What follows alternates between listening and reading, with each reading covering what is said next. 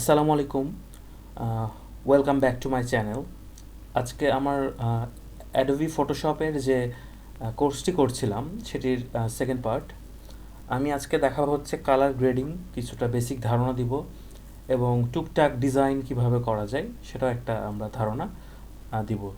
So চলেন, আমি বরাবরের মতোই বলেছি যে প্রথমে যদি আপনি কিছু ডিজাইন করতে চান, কোনো টেমপ্লেট করতে চান বা কোনো কাজ করতে চান, টেক্সট ডিজাইন করতে চান বা যে কোনো, সেক্ষেত্রে আপনাকে শুরুতে একটা পেজ নিতে হবে। ওকে, দেন আপনি ওখানে ফাইলে যেয়ে নিউয়ে যাবেন।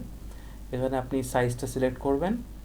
আমি এখানে সাপোজ ওয়াইড দিচ্ছি হচ্ছে 4000 আর হাইট দিচ্ছি হচ্ছে 2500। দেন আমি এন্টার দিচ্ছি।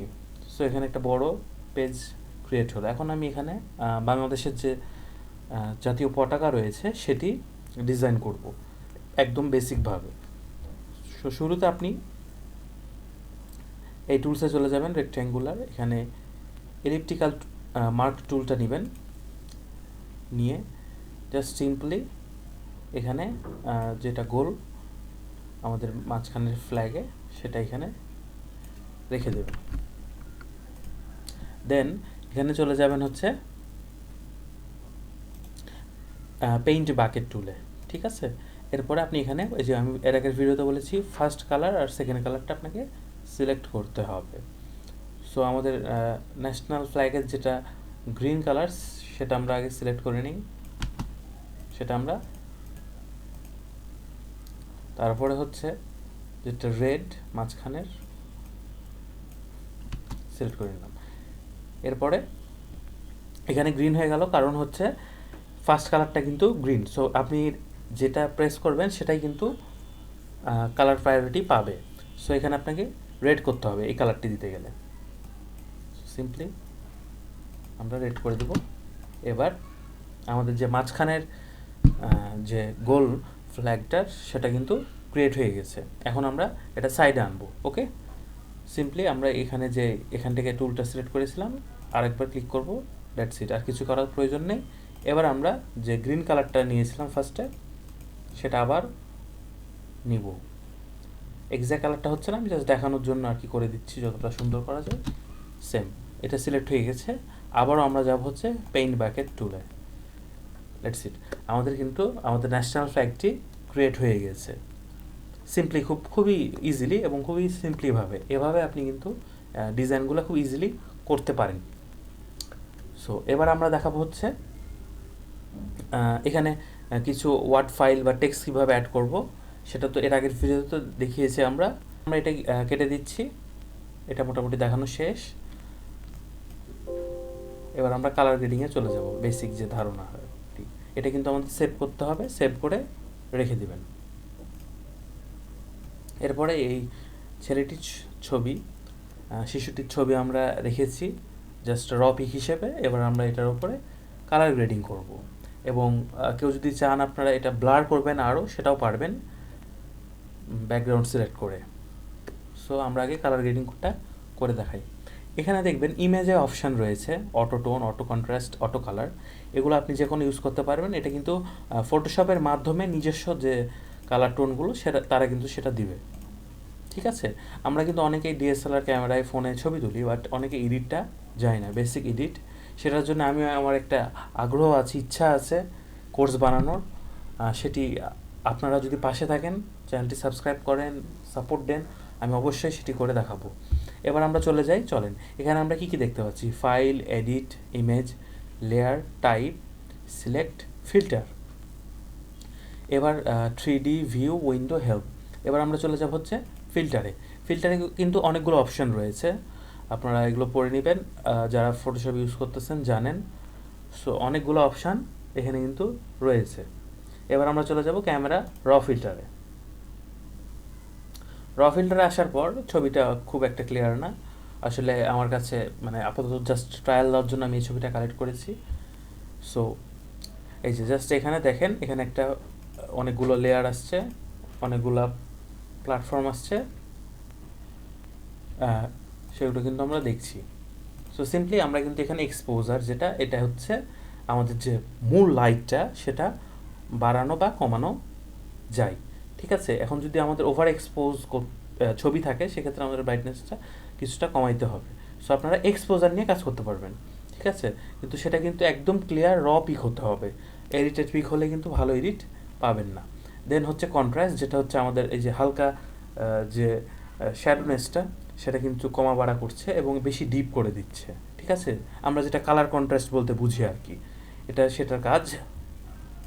এরপরে হচ্ছে হাইলাইট, অর্থাৎ কোথাও যদি খুব পয়েন্টে পয়েন্টে কোনো এক্স্যাক্ট পয়েন্টে বেশি লাইজিং হয়ে থাকে সেটাকে বলা হচ্ছে হাইলাইট। সো হাইলাইটটা এখানে আপনি কমা বাড়া করতে পারবেন, অর্থাৎ এই যে দেখেন পিকচারে খেয়াল করেন আমি হাইলাইট কমাই দিলে কিন্তু যেগুলো বেশি লাইট ছিল সেগুলো কিন্তু কমে গেল, ঠিক আছে। এরপরে হচ্ছে শ্যাডোসটা হচ্ছে আমাদের যে ছায়া, অ্যাকচুয়ালি বাংলা ভাষায় ছায়া, যে শ্যাডো মানে হচ্ছে যেগুলো হচ্ছে বেশি ডিপ হয়ে আছে, ডেপথ অফ ফিল্ড যেটা, সেটাকে অনেকটা কন্ট্রোল করা হচ্ছে শ্যাডো, ঠিক আছে। এই যে এখানে আপনি যদি ডিপ করেন একটু একটু হালকা ডার্কের দিকে চলে যাচ্ছে, দ্যাটস ইট, সিম্পল। হোয়াইটটা হচ্ছে একটা পিকচারের পোর্ট্রেট পিকচার বা যে কোনো পিকচারের হোয়াইটেনিংটা কত কম বা বেশি। সো সিম্পলি এখানে আপনি হোয়াইট কম বা বেশি করতে পারবেন। এরপরে হচ্ছে ব্ল্যাকস, মানে অর্থাৎ আপনার এই পোর্ট্রেট ছবিটা বা অন্যান্য যে কোনো ছবিটা ব্ল্যাকের যে অংশটুকু সেটা নিয়ে কম বেশি সেটিং করা। এই যে সিম্পলি এই যে ব্ল্যাকস কম বেশি, ঠিক আছে, এটা সিম্পল। এরপর হচ্ছে ক্ল্যারিটি, অর্থাৎ হচ্ছে স্মুথনেস, অনেকটা বলা যায় সহজ ভাষায় স্মুথনেসটা কত। এই যে আমরা দেখতে পাচ্ছি ছবিটা কিন্তু অনেক মানে স্মুথনেস হয়ে গেল, ঠিক আছে। আর এই বাড়াইলে হচ্ছে সেটা কিন্তু আরও বেশি এইচডিআর টাইপের একটা লুক দিচ্ছে। এরপর হচ্ছে ভাইব্রেন্স, এটা হচ্ছে অনেকটা বলা যায় কালার, যে ডিপ কালারের ভেতরের কালারটা পিকচারের সেটা হচ্ছে বাড়ানো বা কমানো, খুব একটা ওভার লাগবে না, ঠিক আছে। আর স্যাচুরেশনটা সবাই জানি আমরা, পরিচিত, ফোনেই আছে আমাদের। স্যাচুরেশনটা হচ্ছে কালার যত বুস্ট করা যায় আর কি, এটা যত বাড়াবেন তত আপনার কালার কিন্তু বুস্ট হবে, যত কমাবেন তত একটা গ্রে স্টাইল ভাব এখানে দিতে থাকবে, এবং শেষে যে ব্ল্যাক অ্যান্ড হোয়াইট রূপান্তরিত হবে, সিম্পল। এরপর আমরা চলে যাবো নেক্সট কার্ভে। এই কার্ভটা হচ্ছে এগুলো আপনার কালার পয়েন্ট, এটা হচ্ছে আপনার একটা গ্রাফ চার্ট আকারে দেওয়া আছে, এটা আপনি কমা বাড়া করে অ্যাডজাস্ট করে নিতে পারবেন, ঠিক আছে। এরপরে চলে যাবো আমরা শার্পনিং, অর্থাৎ আপনার পিকচারটা কেমন শার্প চাচ্ছেন আপনি, বা কার্টুনিস্টিক বানাবেন কি না, জাস্ট ক্যামেরা র ফিল্টার ইউজ করে সেটা, ঠিক আছে। এখানে আর তেমন কিছুই নাই, জাস্ট নর্মাল। এরপরে হচ্ছে এই যে এখানে আমরা আসলাম যেটা HSL বা গ্রে স্কেল বলে, অর্থাৎ আপনার কালার যেটা স্যাচুরেশন স্যাচুরেশনগুলো সেগুলো হচ্ছে সেটিং, হিউ স্যাচুরেশন লুমিনেন্স যেগুলো আছে সেগুলো সেটিং আপনাকে অ্যাডজাস্টমেন্ট করা যায়, অর্থাৎ এগুলো হচ্ছে নর্মালি আপনি কোন কালার নিয়ে কাজ করবেন সেটার ওপর নির্ভর করছে। এখানে রেড রয়েছে, অরেঞ্জ রয়েছে, yellows, greens, aquas, blues, purples and magentas. So এগুলোর মধ্যে কোন কালার নিয়ে আপনি কাজ করবেন সেটাই। যেমন আমি সাপোজ বলি এখন আমি ইয়েলোটা একটু স্যাচুরেশনটা বাড়াবো শুধু ইয়েলো কালারের ওপর, এই যে আপনারা দেখেন কম বেশি করলে কিন্তু বাড়ছে, এবং গ্রিনেরও স্যাচুরেশন বাড়াবো, এই যে বেড়ে গেল গ্রিন কালারটা। ব্লুও বাড়াবো, ব্লু এখানে নাই সেজন্য এটা দৃশ্যমান হবে না। এরপর হচ্ছে পার্পল থাকলে সেটা, এরপরে ম্যাজেন্টা। সেম ক্ষেত্রে লুমিনেন্স আমি কোনটা কম কম বেশি করব, গ্রিনসের ডিপ করব না লাইট করব এটা নির্ভর। আর হিউ যেটা আছে এটা হচ্ছে জাস্ট গ্রিন কালারটাকে অন্য কালারে মডিফাই করা, রূপান্তর করা, যেমন গ্রিন থেকে অরেঞ্জ, তারপরে মানে কলাপাতা কালার, অন্যান্য যেগুলো গ্রিন ভেরিয়েন্ট রয়েছে, জাস্ট সিম্পলি এর চেয়ে বেশি কিছুই নেই। জাস্ট আপনি এভাবে কালার আপনার চেঞ্জ করতে পারবেন, কালার গ্রেডিয়েন্ট করতে পারবেন। তারপরে হচ্ছে এগুলো হচ্ছে টোনিং, এগুলো হচ্ছে আপনি সিলেক্ট করে করে এটা ব্যালেন্স অ্যাডজাস্টমেন্ট আপনি ইচ্ছা মতো করতে পারবেন। আসলে এটা আপনাকে নিজে প্র্যাকটিক্যালি মাউস কিবোর্ড এবং ছবি নিয়ে বসে সফটওয়্যারে ঢুকে আপনাকে নিজে নিজে অ্যাডজাস্ট করে করে জানতে হবে যে আসলে কীভাবে কালার গ্রেডিংটা করা যায় বেসিকলি।